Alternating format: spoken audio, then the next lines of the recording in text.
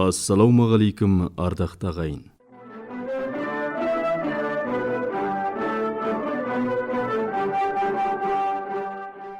Байнөлге аймағының бұқаралық радиосы кезекті хабарын ұсынады.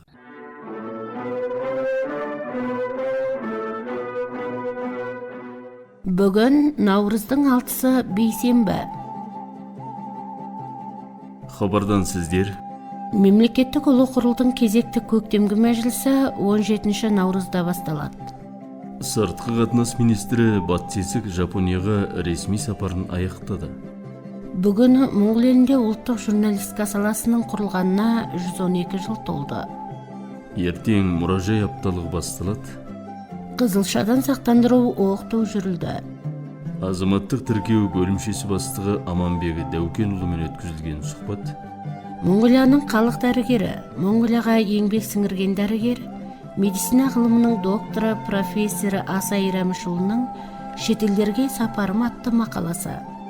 Тағы басқа қосымша ақпараттар тыңдайсыздар. Хабарымызды ел жаңалықтарымен бастаймыз. Мемлекеттік ұлы құрылдың кезекті көктемгі мәжілісі заңға сәйкес 15 наурызда ашылуы тиіс. Алайда бұл жолы 15 наурыз сенбіге сәйкес келетіндіктен мәжіліс дүйсенбіде шақырылмақ. Өткен қаңтар айында 2025 жылдың көктемгі мәжілісінде талқылануға келесі мәселелерді бекіткен.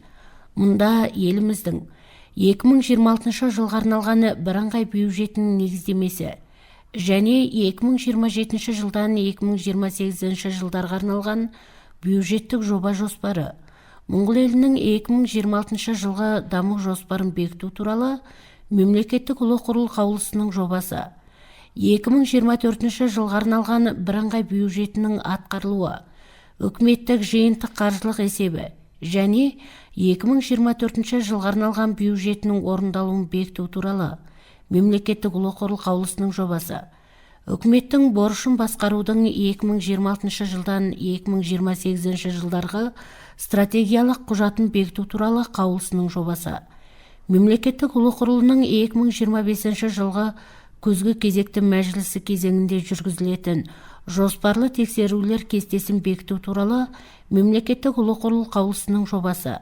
мемлекеттік ұлы құрылының 2025 жылғы күзгі кезекті мәжілісінде талқыланатын мәселелер туралы мемлекеттік ұлы құрыл қаулысының жобасы, Моңғол елінің президенті, мемлекеттік ұлы құрыл депутаттары және үкіметтен ұсынылған осы қаулының бірінші тармағында көрсетілгеннен басқа да шешімдердің жобаларын талқылау немесе талқыламау туралы мәселелер талқыға салынып, шешім қабылданатын болады деп хабарлайды мемлекеттік ұлы құрылдың баспасөз ақпарат басқармасынан. Кадрлық ресурстардың электронды жүйесін толық енгізу, мемлекеттік қызметкерлерді тіркеу және қадағалау, бұйрықтар, шешімдер шығару, бос жұмыс орындарын жариялау және лауазымдық анықтамалар сияқты барлық қызметті қағазсыз, ашық және жариялы жүргізуге мүмкіндіктер пайда болғызуда. Отбасы, еңбек және әлеуметтік қорғау салаларындағы кадрлық ресурстар қызметкерлеріне мемлекеттік қызметтің кадрлық ресурстарын басқару ақпарат құрылымының жаңа модульдері мен ішкі жүйелерін таныстыру, оларды пайдалануға енгізу, білім мен біліктілігін арттыру мақсатында мемлекеттік қызмет жөніндегі кеңеспен бірлескен оқыту өткізілді. Оқытуға отбасы, еңбек және әлеуметтік қорғау министрлігіне қарасты мекемелердің 280 қызметкері залда және онлайн жүйеде қатысты деп хабарлайды отбасы, еңбек және әлеуметтік қорғау министрлігінен.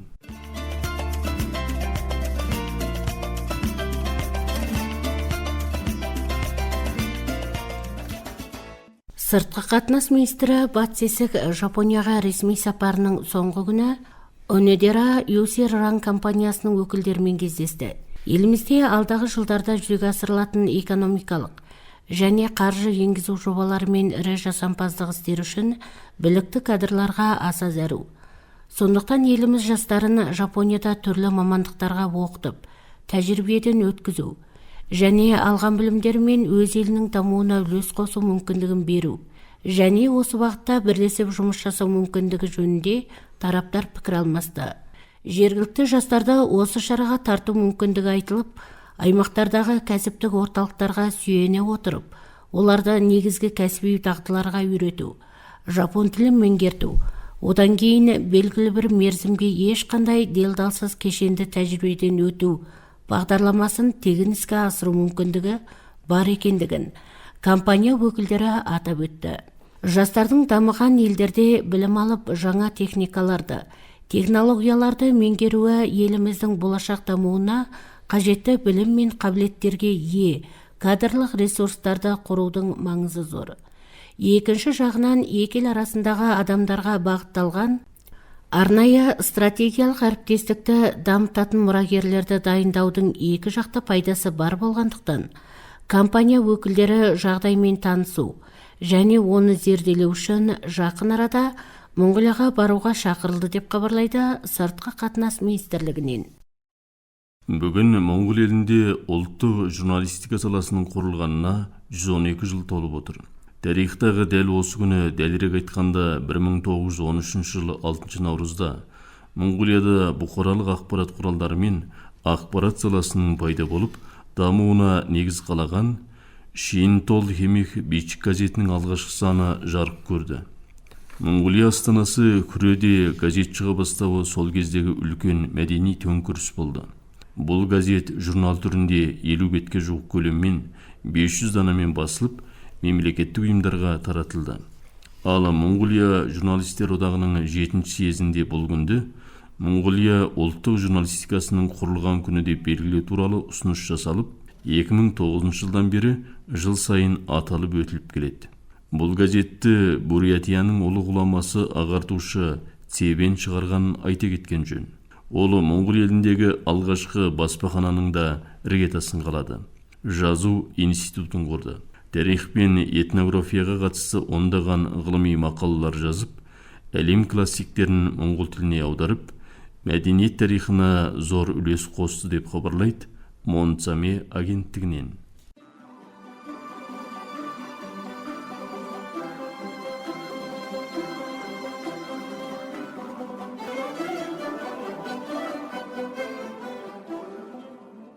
Аймағымызда айдың 7-сінен 13-і аралығында ел көлемінде мұражайлар апталығы ұйымдастырылады. Осыған орай аймағымыздағы өткізілетін шараларға байланысты аймақтық мұражайдың әдіскер маманы кәсіпкер қызы Айнұр қысқаша мәлімет берді. Жыл сайын наурыз айының алғашқы аптасы музей ашық есік күні ретінде жариялайтын болып қалыптасқаны бойынша еліміздің түкпір-түкпіріндегі мемлекеттік және жергілікті музейлер келушілерге ашық даяршылық көрсетеді. Музей елдің өткені мен бүгінінің құнды қазынасын жинақтап сақтайтын, солардың негізінде ұлттық тарихы, мәдениеті қайталанбас ерекшеліктерді көпшіліктің тамашалауын қамтамасыз етіп, білім мен ақпараттық мәліметтерді көпшілікке насихаттайтын мәдени ағарту мекемесі болып табылады. Осы тұрғыдан алғанда қоғамдық дамуды қолдауға және саналы азамат тәрбиелеуге үлес қосу мақсатында 2018 жылдан бастап мемлекет көлемінде музейлердің ашық есік күндері ұйымдастырылып, көпшілікке ашық болып төлемсіз даяршылық көрсетуі нәтижесінде музейге келушілер қатары жылдан жылға артып келеді. Осы жылы Моңғолияның ұзақ, орта және қысқа мерзімді даму саясатында белгіленген мақсаттар мен шараларды жүзеге асыруға қолдау көрсету және тарихи мәдени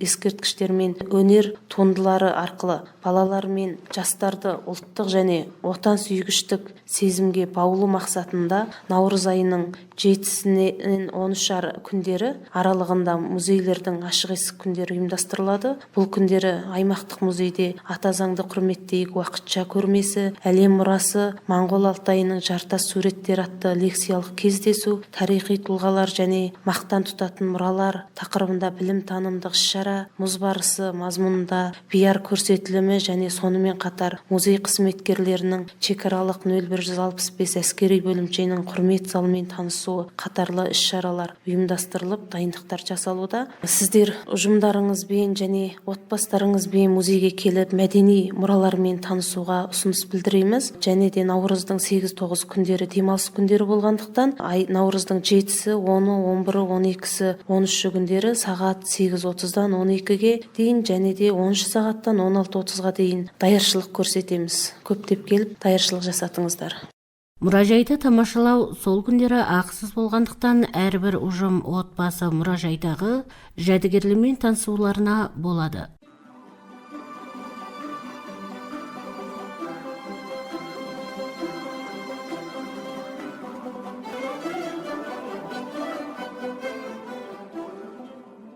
Қызылша індетінен сақтандыруға арналған оқыту жүрілді. Бүгін аймақтық денсаулық басқармасының мәжіліс залында аймағымыздағы мектеп, балабақшалар мен сұмындық аурухана, денсаулық орталықтары, ауыл жай денсаулық орталықтарының әлеуметтік қызметкерлері мен бақтың кіші дәрігерлеріне қызылша ауруынан сақтандыру жұмысын жедел ұйымдастыру. Еліміз тете министрінің 2023 жылғы жұқпалы індеттерден сақтандыру жұмысын жедел ұйымдастыру туралы үкімін жүзеге асыру туралы оқыту жүріліп, түсініктер берілді. Оқытудың мақсаты мен маңызы және ары қарайда қызылша індетінен сақтану жұмысына бағытталып атқарылатын шаруалар жайлы аймақтық денсаулық басқармасының жұқпалы індеттен сақтандыру жұмысын жауаптанған маманы Нұргүл Асылбекқызы мәлімет берді. Бүгін денсаулық басқармасынан қызылша ауруынан сақтану жұмысын жедел жүзеге асыру мақсатында оқытулар ұйымдастырып жатырмыз. Бұл оқытуға денсаулық орталығының әлеуметтік денсаулық қызметкері және де балабақша, мектеп дәрігерлері сияқты барлығы 44 денсаулық саласының мамандарына қызылша ауруынан алдын алу, іс-шарасын жақсарту, жетілдіру және де халыққа жеткізу, бұл туралы ақпаратты түсініктерді жедел жеткізу, нақты мәлімет беру жайлы денсаулық басқармасының мамандары оқыту жүргіздік. Бұнда болғанда тете министрінің 2023 жылғы 28-ші үкімі бойынша іс-шара ұйымдастырып жұмыстау және бұл өкімді жүзеге асырып жұмыстауда ерекше міндет еттік. Және де осы өкімге байланысты әдістемелік кеңестер берілді. Ары қарай да жұқпалы ауруға қарсы іс-шараны жедел ұйымдастыру тобы денсаулық басқармасынан іс қызметін жедел жүзеге асырып жұмыстаудамыз. Қызылша аурумен ауруы мүмкін деген бір жағдай бізде тіркелген. Бұл жағдайға байланысты мамандардың зерттеулері лабораториялық сараптаманың жауабы болғанда шыға берген жоқ. Ертең 48 сағаттың ішінде шығуға тиісті. Жауабын әлі де тосудамыз. Бұл қызылша ауруынан алдын ала сақтану үшін халық көпшілікке қайта-қайта ескерте беретін жағдай болғанда ең бірінші жаңағы вакцинаға қамтылу. Балаларда болғанда 9 айында 2 жасында барлығы 2 дозалық вакцинаға міндетті түрде қамтылу керек.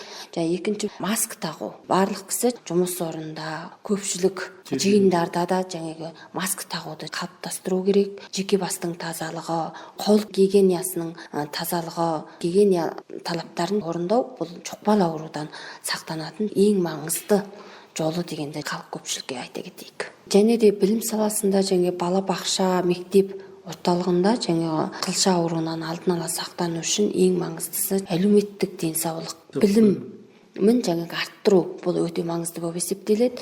Сондықтан денсаулық басқармасына жүргізіп отырмыз. Және де болғанда оқытулар үнемі жүргізіледі.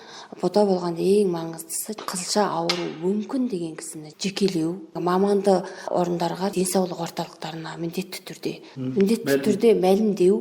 Және де мектеп балабақша орталығында жеке бастың тазалығы, қол тазалығы, алдын алу іс-шараларын жедел түрде ұйымдастыру болып есептеледі. Қызылша індетінің белгілері білінген азаматтың денсаулық сараптама қорытындысының нәтижесі ертең анықталады. Ал сараптама нәтижесі толық анықталғанға дейін азаматтар сақтандыру ережесін мұқият орындаулары қажет дейді маман.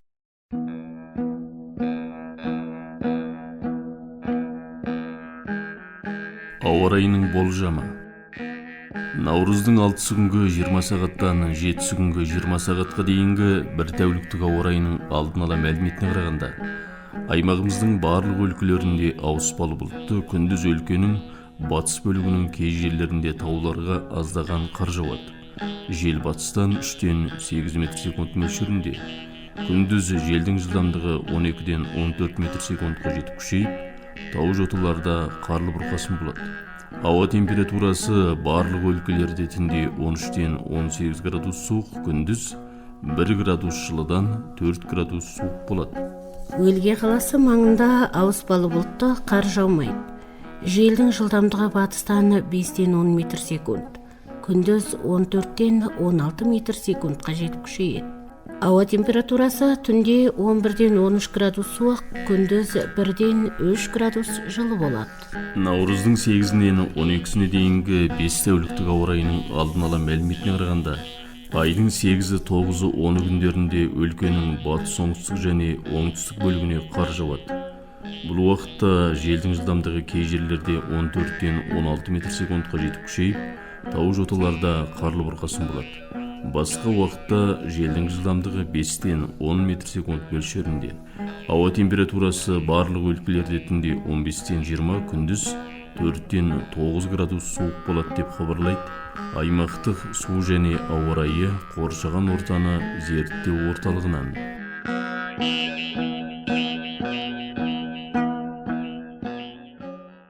Сіздер ағымдағы ақпараттармен таныс болдыңыздар.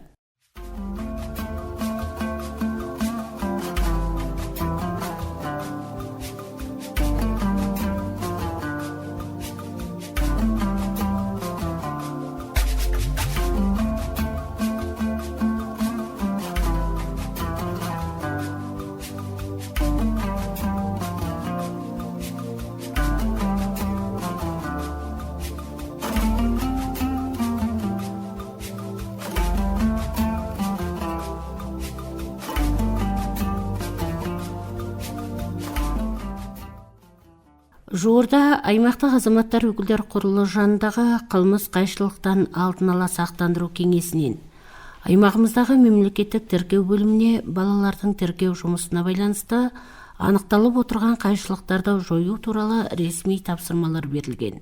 Осы тапсырмаларды орындау жұмысын нақты жүзеге асырып, әсіресе шетінеген сәбилер мен өмірден өткен жас балаларды тіркеу қайшылықтарының алдын алып, қайшылықтарды арылту мақсатында біршама істерді атқарып жатқан көрінеді.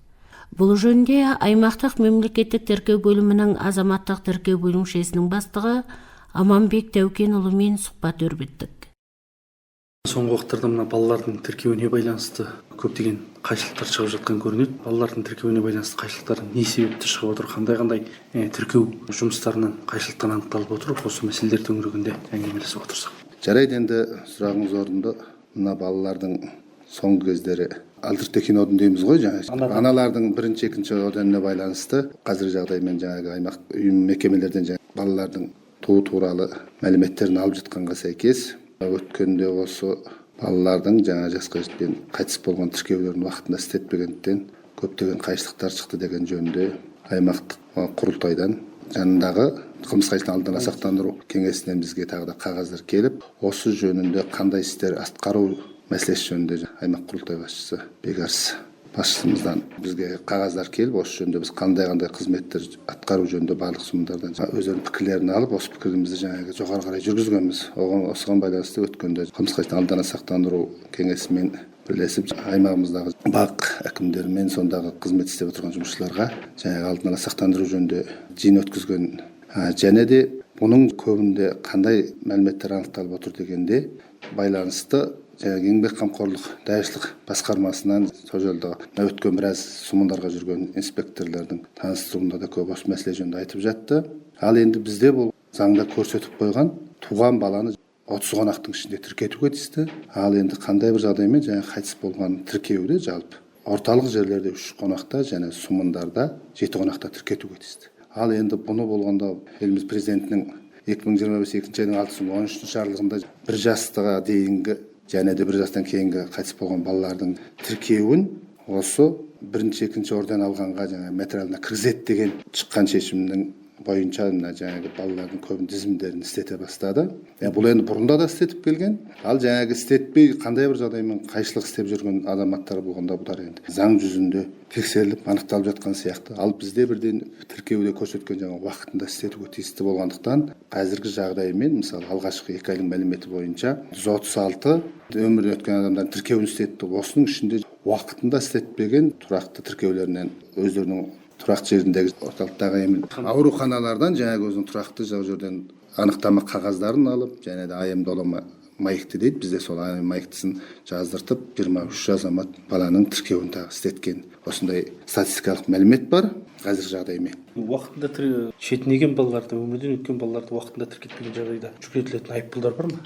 Уақытында бізде көрсетілгендей қайшылық заңында болғанда жаңа көрсетіп қойған, уақытында тіркетпеген болса 20-дан 30 негіз дейді ғой, жаңағы сондай бірлік бойынша жаңағы штраф салынатындай. Ал енді одан ары қарай тіркетпей көптеген жылдар өтіп кеткен. Бұлар жаңағы қарап отырсаңыз, кейбіреу жаңағы 10 жылға дейін, 7 жыл, 8 жыл, 11, 12, 15 жылға дейін болып кеткен тіркеулері бар. Ал бұларды бұл барлығында да өзінің көрсеткіш бойынша бірден мәліметтерін толықтап берген жағдайда қайтадан тіркеуін істейміз. Ал енді жаңағыдай істетпей жүріп жүрген азаматтар ары қарай көптеген жылдар болып кеткен болса, сот шешімі арқылы анықтатып әкелетін мүмкіндіктер бар. Енді бұнда баланың ақшасы дейміз ғой, енді балаға берілетін ақшаға байланысты бұны да тіркетпей отырған болуы мүмкін. Жалпы осы қайшылықтардың орын алу себептері неде деп ойлайсыз? Бұлардың жалғыз себебі мына баланың ақшасын бергенге байланысты. Бірінші. Екінші, кезінде биылғы жылғы жаңа шыққан жарлықта 1 жасқа дейінгі егер өзінің туғызған анасы немере шығаратын болса, 1 жасқа дейінгі және 1 жастан кейінгі балалардың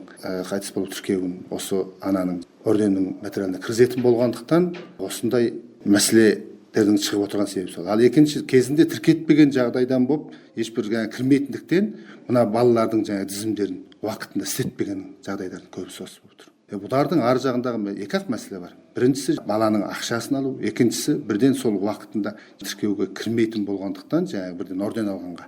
Жаңағы 2 айдың 6 күнгі жарлықтан бұрынғы мәселеде балалардың қайтыс болған тіркеуін істетпеген себептер осындай жағдайлар деп біз көзіміз көріп отырмыз. Енді бізге келіп тіркетіп отырған мәліметтердің көбі осыған байланысты. Тағы бір мәселе, бұл енді осыған байланысты анықтамаларды алуға тиісті. Осы анықтамаларды сіздерден қалай алуға болады? Осы даңқын орденіне қажетті құжаттарға тіркейтін анықтамалар мәселесі жөнінде, сондай-ақ мына асырап алу мәселелері жөнінде де тағы да түрлі қайшылықтар анықталып отырған көрінеді. Осы мәселелер төңірегінде толыққанды айтып өтсеңіз. Біздің енді балалардың туу туралы лавлға дейміз анықтама қағаздары және де асырату туралы қағаздар деген сияқты. Барлық қағаздарда туу туралы мәліметтерін жаңа өзіміздің 13 сомын орталықтағы өзіміздің ұйымдық мекемеден және де Е-Монголия веб-сайты арқылы жаңа туу туралы мәліметтерін алатын толық мүмкіндікте. Ал екінші, асырату жөнінде балалардың мәліметтері бұл енді құпиялық тұрғыда жүретіндіктен қайткенде аймақ түбіне келіп осы жерден жаңағы мысалы осында болғанда қазір жағдайда болғанда жалғыз осы мекемеде жұмыс істеп отырған мен ғана осы анықтама қағазын берем. Сондықтан енді бұның қазіргі жағдайымен барлық сомындарда біздің қызметкерлер болып отыр. Және де бұнда жалғыз қазір бізде ең алыстағы мысалы Бұлғын сумында қазір біздің тіркеуші қызметкері жоқ. Өткенде де мен берген сұхбатта таныстырып айта кеткем. Және де қазір Ноғанор сумының декретте жатқандықтан осы 2 сумында басқа жердің барлығында өз қызметкерлеріміз бар болғандықтан солардан алып өтеді. Бұнда тағы да бір қосып айта кетерім, мысалы өздеріңіз білесіздер, басқа аймақтан қарағанда бізде мына асырату өршілті дейміз ғой. Осы мәселе енді үкімет көлемінде бұл енді өте жоғары көрсеткіште жүреді жылда да. Осыған байланысты енді мен тағы халық көпшілікке де тағы да кейбір жағдай жоқ. Кейде мысалы кейбір кісілер келіп біз мына бала мына әке-шешесі ертең қандай ата-анасы кетіп қалса осының ақшасын жеу керек деген сияқты әйтеуір бір адамға жағымсыз жағдайлар бізге таныстырып айтып жатады. Енді осы байланысты мысалы айта кеткенде асырау жөніндегі нәрсе қайткен күнде бізде былтырғы жылдан бастап жеке адам құпия заңына байланысты барлық азаматтар қандай бір анықтама алсын, тіркеу істетсін, барлығы саусақ бедері арқылы берілетін болғандықтан кейде мысалы алыстан үлкен жас адамдар келе алмайтын жағдайлар мысалы шығады. Сондықтан бізде бірден көрсеткен арзан заңды біз бірден өзгерте алмаймыз. Сол бойынша жаңа келіп бедердерін басып барып алуға тиісті. Екіншіде былтырда мысалы өткенде де тағы да азаматтардан кезінде осы балаларды асырап алғанға байланысты әсіресе мысалы шетелге оқуға кететін балалар жаңа виза шыққан кезде ата-апасына деген асыралып кеткен балалар жаңағы ол кісілер мысалы кейбіреу дүниеден өткен деген сияқты сол кісілердің шет елдерге барганда жаңа визасы шықпай қалатыны өте көп екен. Сондықтан тағы да осындай балалардың келешегіне тағы да зиян болатын бір жағдайлар болады екен. Осында да халық көпшілік енді ескерген жөн ғой дегенді тағы айта кеткім келіп отыр. Енді осы балалардың тіркеуіне байланысты жаңағы анадан қорденіне қажетті материалдарға байланысты сұмындардағы мамандарға нені айтасыз? Балалардың тіркеуіне байланысты қайшылықтарды болдырмау үшін не істеу қажет деп ойлайсыз? Бұл жөнінде біздің заңда да 2018 жыл 11 айдың 1-інен бастап жаңа азамат тіркеу заңы барлық біздің заңдар жаңаланған ғой. Соған байланысты жаңа барлық тіркеулерді уақытын көрсетіп қойған. Жаңа мен өткенде де айттым. Жаңа бірден жаңағындай туған балаларды 30 қонақтың ішінде тіркетуге тиісті. Ал бұлыңдай емес, бұл жағдай азайды. Неге дегенде қазір балалардың ақшасын береді. Соған байланысты көбінде мына балаларды уақытынан асырмай тіркейтін жағдай. Ал енді келесі бір жалғыз жаңағы айтып отырған нәрсе, мына қайтыс болу тіркеуін істеткенде бала болсын, үлкен адамат болсын, 7 қонақтың ішінде сыйыстырып сұмдық жерлерде істетуге тиісті. Егер осы жаңа бірден заңда көрсеткен уақытында нәрселерін халық көпшілік істетіп отыратын болса, тіркеуде ешбір қайшылық шықпайды.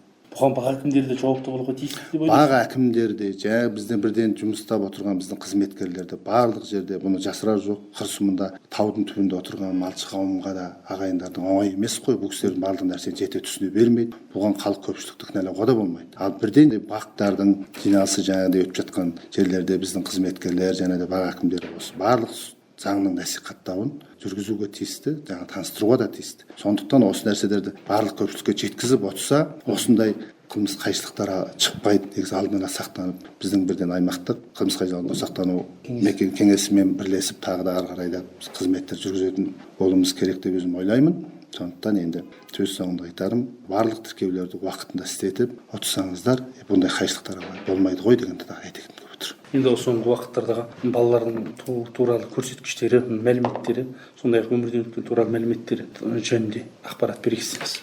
Алғашқы 2 айдың статистикалық мәліметі бойынша қазіргі жағдаймен 412 бала тіркеуін істетіп отыр.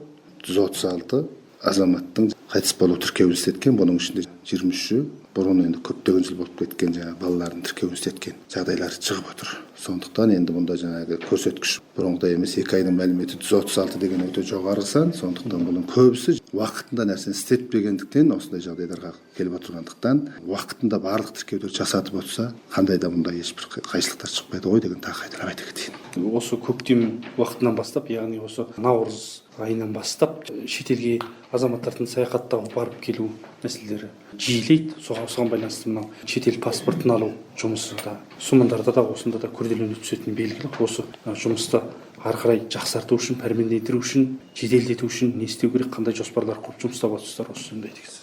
Біздің жазы тұрым дейміз ғой, қазір мына көктемнен бастап шетелге жүретін шетел паспортын алу тіркеуі жылдан жылға арта түседі, көбейіп те келеді. Қазір жағдаймен мысалы мыңдай азамат алып қойып отыр жыл басынан бері. Ал енді бұнда болғанда біз өткен жылдан бастап барлық осы сұмындарды аймақ түбіне келмей, осы шетел тіркеуін алу мәселесін қолға алып, биылғы жылы барлық 100% база сұмындарға осы тіркеуді істету жұмысын қолға алдық. Мұнда болғанда қазіргі жағдаймен аймақ түбіне келмей барлық сұмындардан шетел паспортын тапсырып, ал келген паспорттарды біз осы жерден жедел түрде сұмындарға жеткізіп, осы тіркеудің жұмысын ары қарай жүргізіп жатырмыз. Сондықтан енді халық көпшілікке айтарым, қайткен күнде аймақ түбіне келіп тапсырамыз деп бұл іске жаңағы сұмыннан осы тіркеуді істететін толық мүмкіндік болғандығын тағы да енді халық көпшілігі ары қарай насихаттап, өздеріңіздің тіркеулеріңізді тұрақ жерлеріңізден істетіп, паспорт тапсыратын мүмкіншілік барлығы енді даяр болған, барлық істеліп отырған дегенді тағы да айта кеткен жөн болып тұр. Азаматтардың көбі бір шамасы мына аймақ түбіне келіп, аймақтағы мемлекеттік тіркеу басқармасына келіп осы шетел паспортын тапсырып жатыр. Бұның себептері не деп ойлайсыз? Бұлардың енді себебін біз тағы да көрдік, жасыра жоқ. Енді қысты күн өздеріңіз білесіздер, көбі сұмыннан жаңағы аймақ түбіне келіп балаларды оқытамыз деп келген азаматтардың көбі қай тіркеулерді болсын аймақ түбінде күр тартады. Бұның саны жоғары. Неге дегенде ойлап отырсаңыз, қазір енді аймақ түбінде 35-тен 45 мың уақытша тұратын азаматтар қаншама өздеріңіз біліп отырсыздар. Сондықтан енді бар аймақ халқының тең жартысы қазір өлгей түбінде өмір сүріп отырғандықтан өлгей сұмында. Сондықтан осы тіркеулердің кішкене ары қарай қосылатын мәселесі осында. Қайткен күнде сіз соны барып ала жерге істететін мүмкіншілік жоқ.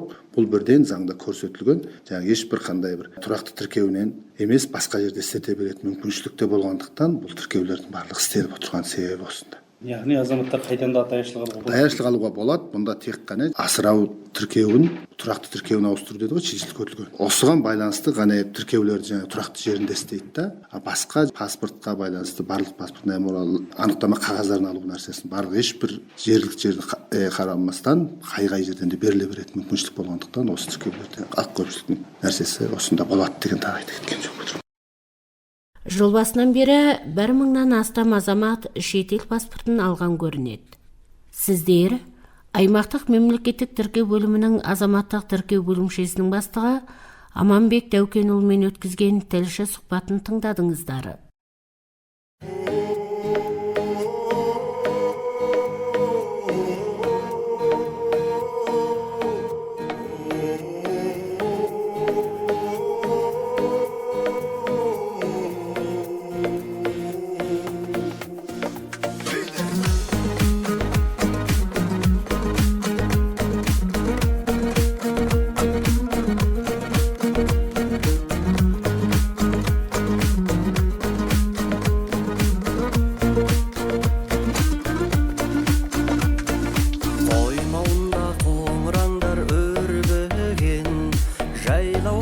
Жасыл түсті боз кілем беделіңді арттыратын бәйгеде белдеуінде кісінеп тұр телкөрең. Әлемде сендей жер бар ма, өрелі өлкен байдалам, көгінде қыран самғаған, төрінде ақын сайраған. Адырында жусан есі аңқыған, баталғанмын абыз кеуде қартыңнан. Жырлағама жұрт сыйлаған тектінің, жаңылмаған ата дәстүр салтынан. Әлемде сендей жер бар ма, өрелі өлкен байдалам, көгінде қыран самғаған, төрінде ақын сайраған.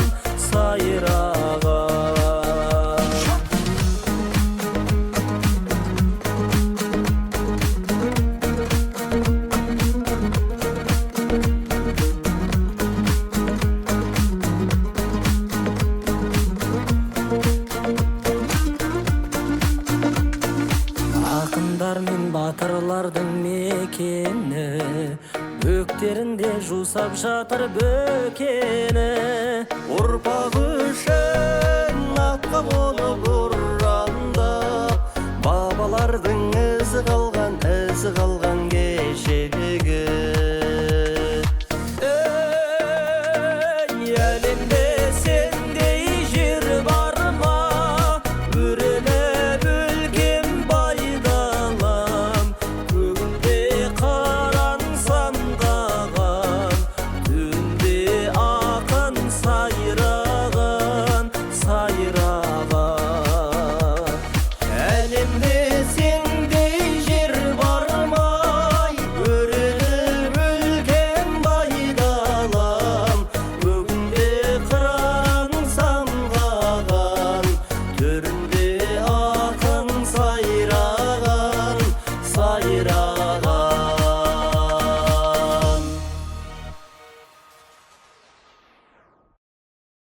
Аймақтық бұқаралық радионың 60 жылдығы алдында.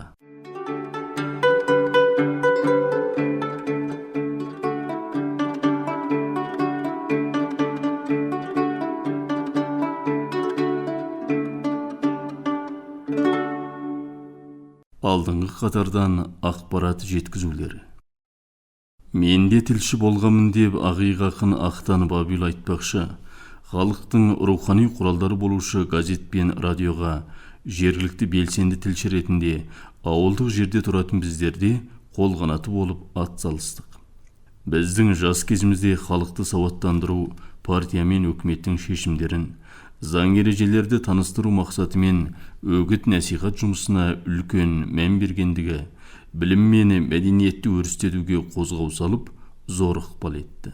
Басқадай жұмыс қырда малшылықпен айналысқан өз кәсібі болса да, жастар өз бетімен кітап, баспа оқуға, қоғамдық бұқаралық жұмыстарға белсене қатысуға құштар болды.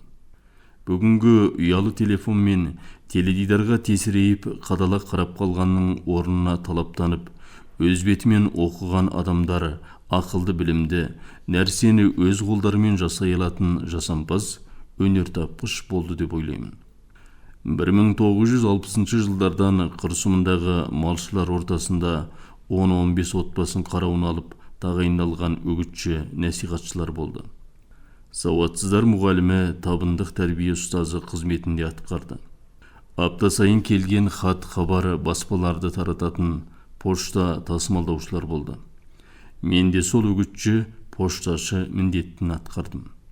Алыстағы тау қойнауларында андыз-андыз орналасқан ауыл үйлерді аптасына шырқ айналамыз. Баспасөз, үгіт құралдары уақытылы жетпей қалса, сын сөгісті естиміз. Олармен қоса сол жылдарда жергілікті жаңалықтар туралы хабарлар жазып, аймақтық газет пен радиоға пошта арқылы салып тұрдық. Басқа сұмындардың белсенді тілшілері хабарлап жатқанда, біз неге анау көндей Зәйім Молдахан, Байғалым, Нұғызай, Бәделхандардан қаламыз? Біздің сұмында да жаңалық бар деген оймен хабарда жан-жақтан қарша боратамыз.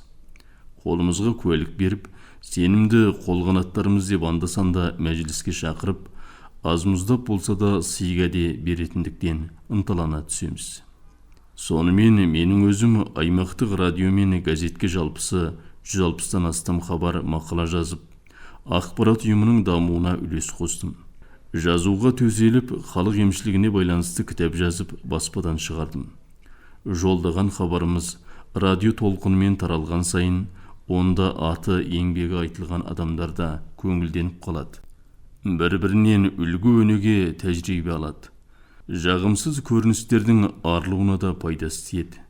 Ал енді соңғы жылдарда сол секілді жергілікті тілшілерді жұмыстату жағы саябырлаған ба деп ойлаймын. Осы жағын радио хабар редакциясы да, сомын әкімшіліктерде ойланатын мәселе. Алыстағы Америка мен Украина арасындағы мәселені халықаралық дәрежеде біздерсіз-ақ өздері шешеді. Өз ортамыз, өз жеріміздегі өмір тынысын хабарласып білсе отыру бәрінен де маңызды емес пе? Мүмкіндігінше қолында телефоны бар азаматтар радиоға күн сайын тартымды хабарлар беріп отыруы қажет екендігін еске салғым келеді. 60 жылдық мерейтойы көктемнің көркі болған мерекелер құтты болсын. Мерейтой алдындағы хабар насихат кеңейе, молая беруіне тілектеспін деп жазады Сақсай сұмынының Дайын өлкесінен белсенді аға тілші Өтепберген Сыдықұлы.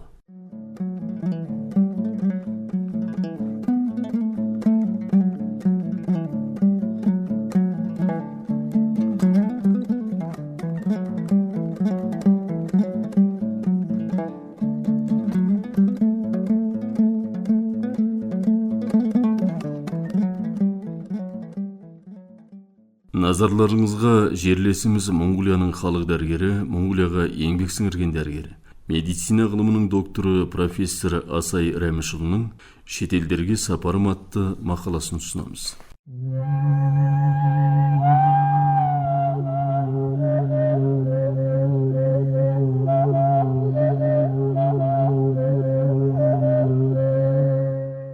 Өзіме лайықтап меңгерген мамандығымды жетілдіре беру мақсатымен шетелдерге жолаушылау мүмкіндіктері көп болып тұрады.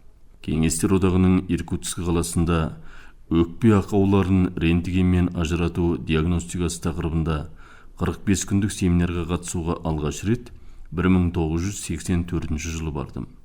Монғолиядан 3 дәрігер, Ресейдің облыстарынан келген 10 шақты дәрігермен бірге Иркутск қалалық Гагарин бульварындағы облыстық орталық емханада 45 тәулік бойы бірге курс оқыдық. 3 профессор 45 тәулік кезектесіп дәріс берді.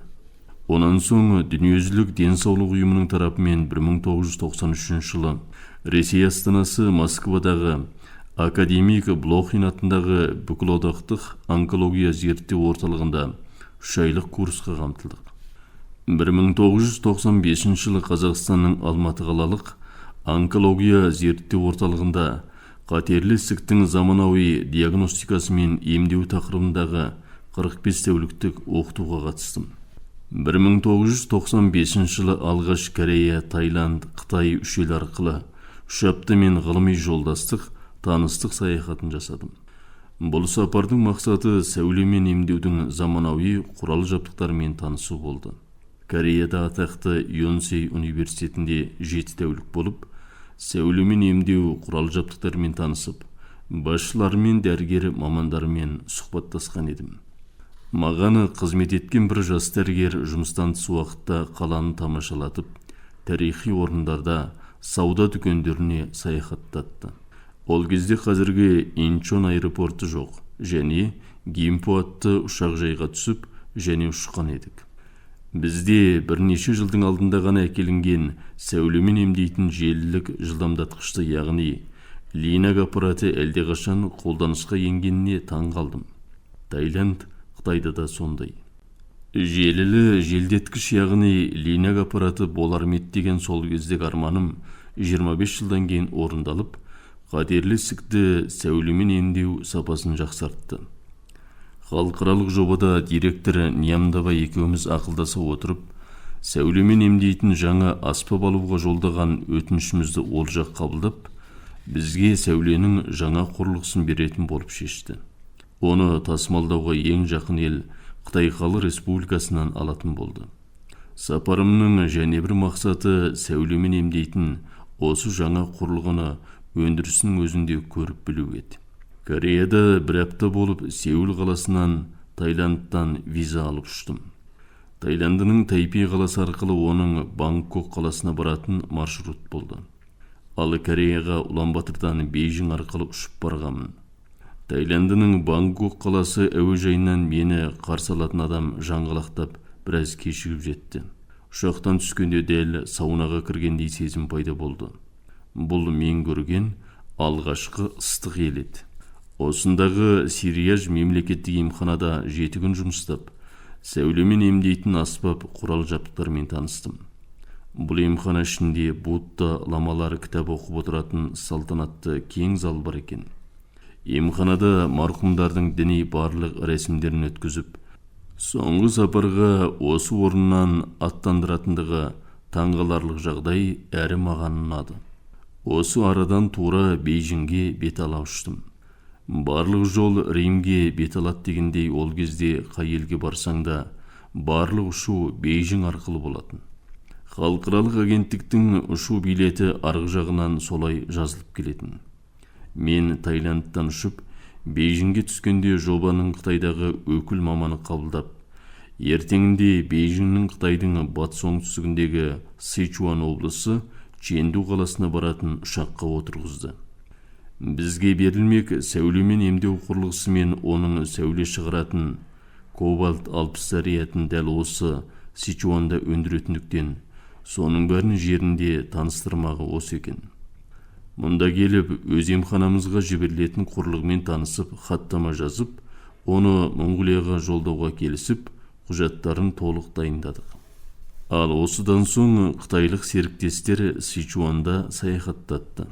Чендудің батысындағы 3099-дан 7555 метр биік Эмей тауы, яғни Эмей Шанд әуенің трос жолымен жүргізіп тамашалатты. Тау қойнауы жып-жылы, басы салқын болатындықтан шығар алдында мақталы күрте кигізген. Тауға өрмелейтіндерге арналған қызмет түрі бұл.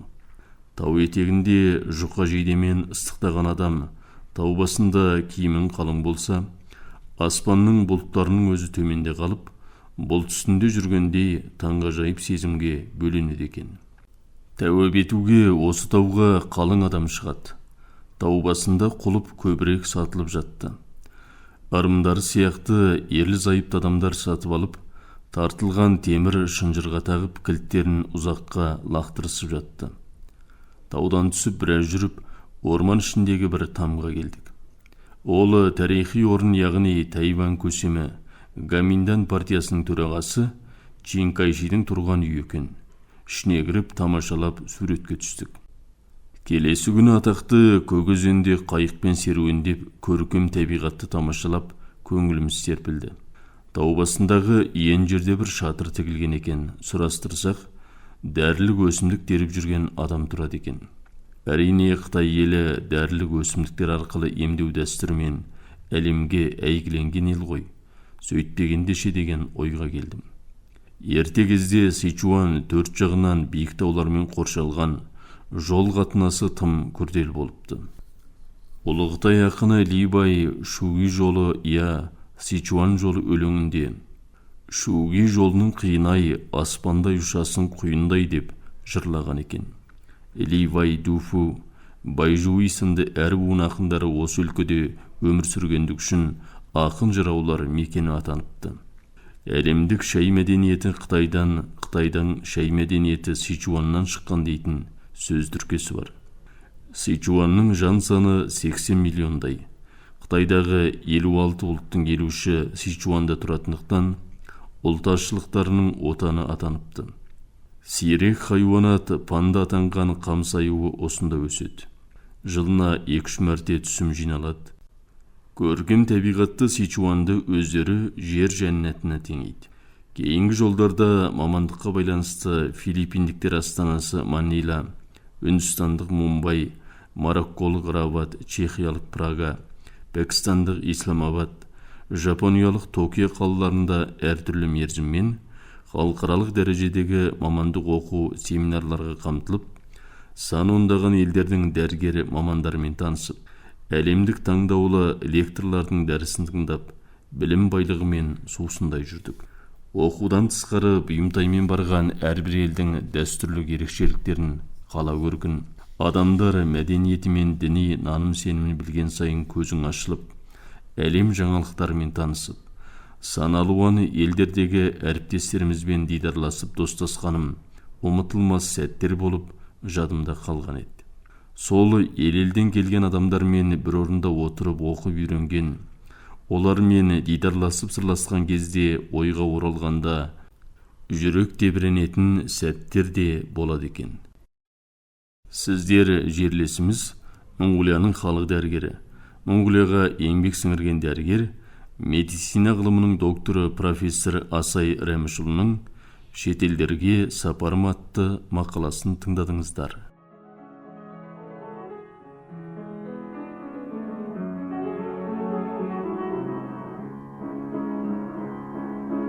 Шипа көріп алдарыңа барғандар, орындалсын ойындағы армандар.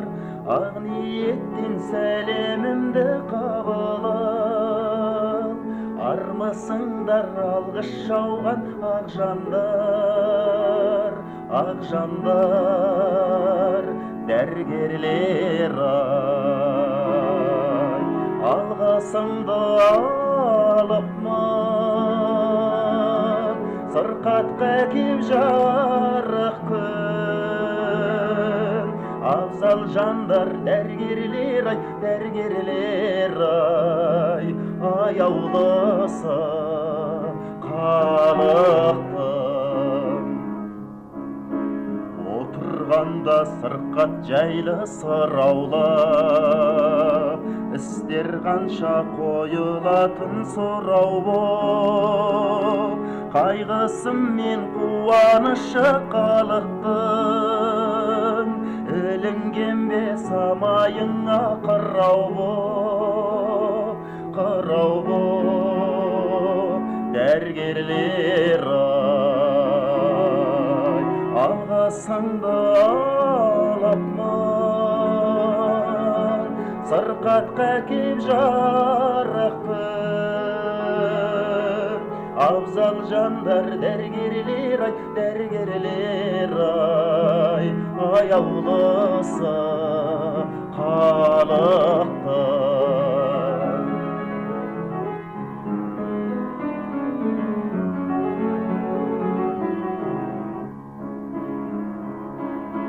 Сырқаттарға араш іздеп терлеген, арпалысқан ажалға жол бермеген, шырт ұйқыда жатсаң дағы тынымсыз, сырқа түні көкірегін кернеген дәрігерлер алғасыңда алыпмын, сырқатқа кеп жарық күн, абзал жандар дәрігерлер аяулысы қалықпын, алғасыңда алыпмын, сырқатқа кеп жарық күн, абзал жандар дәрігерлер аяулысы қалықпын, дәрігерлер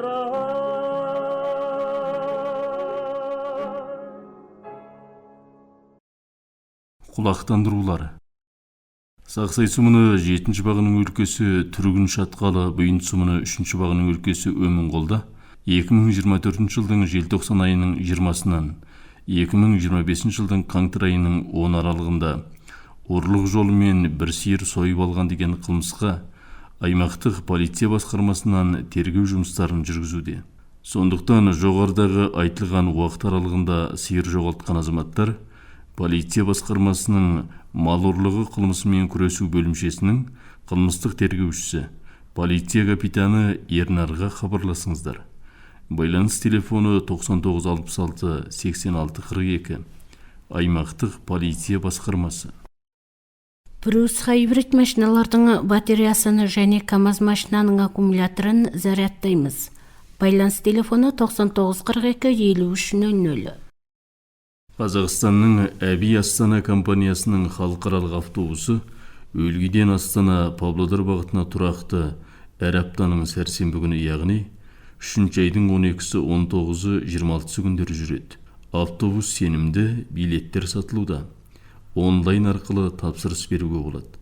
Байланыс телефондары 9942 6994, 9942 8876. Сеңіл сумын орталығынан 2-ші айдың 1 күні ақбас қасқа құнажын және кішкене төбелі бары 2 қара сарлық, барлығы 3 сиыр жоғалды. Көріп білгендер болса 89 97 72 35 95 97 72 35 телефондарына хабарласыңыздар. Арнаулы сыйлығы бар.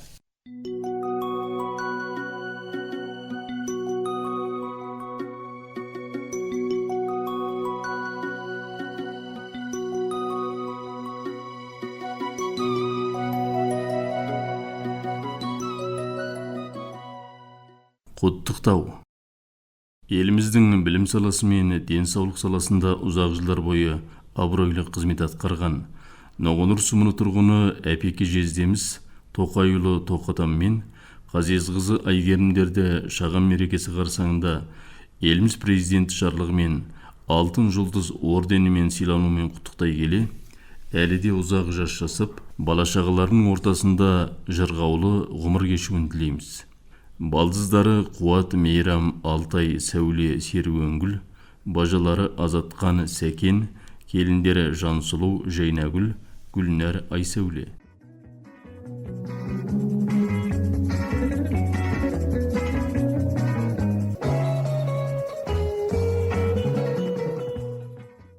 Көңіл айтамыз. Қазақстанның Павлодар облысы Қызылжар ауданында тұратын бауырым Секерұлы Құдайбергеннің өмірден өтуіне байланысты зайыбы мен балашаға ағайын туыстарына марқұмның топырағы торқа, жаны жәннатта, иманы жолдас болсын деп көңіл айтамыз. Алда берлері жетілік науқан қабыл болсын. Өлгейден аға жеңгелері Байболд, Мақпал, Қанат, Күләшай, ағайындары Үміт, Жәнібек, Парасат, Салтанат, Аманбек, Амангүл. Қазақстанның Павлодар облысы Береке ауылында тұратын бірге оқыған аяулы досымыз Сағда қызы Арманның өмірден өтуіне байланысты жұбайы Нығметке және балашаға ағайын туыстарына марқұмның жаны жәннатта, топырағы торқа, иманы жолдас болсын деп көңіл айтамыз. Алда берілетін жетілік науқаны қабыл болсын. 1979 жылы ұланғұсымындық 8 жылдық және 1981 жылы 10 жылдық орта мектебін бірге бітірген Қазақстан және Монғолиядағы барлық достары. Науқан қабыл болсын.